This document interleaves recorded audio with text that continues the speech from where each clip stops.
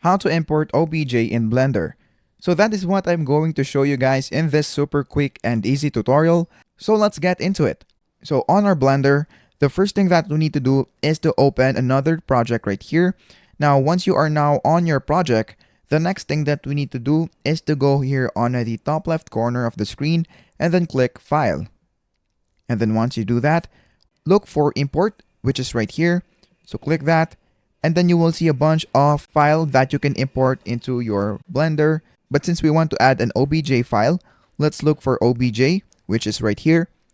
So once you find it, just click it, and then this will pop up. Now, the next thing that we need to do is to look for the OBJ file that we want to add.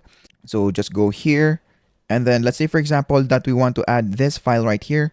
So just click that and then click Import Wavefront OBJ. And then once you do that, as you can see, we now have added the OBJ file into Blender. So that is basically it. That is how to import OBJ in Blender.